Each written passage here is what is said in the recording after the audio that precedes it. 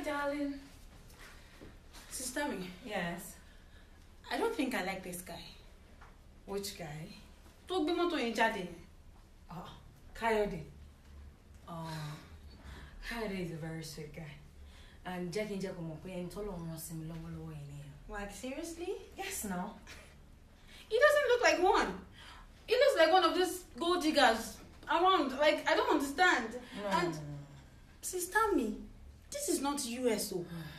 Naija no pe people you. Any that jara you. Cause they tell on love up, you understand? And ìgbà wo ni ìgbà wo lẹ tell meet àwọn òjíṣẹ́ Ọlọ́run tó sọ fún pé is the man for you. Guys are not smiling. Sister me, guys are not smiling. Okay, Aburo. As you can see, I am exhausted. One of these days, I'll make you guys meet each other.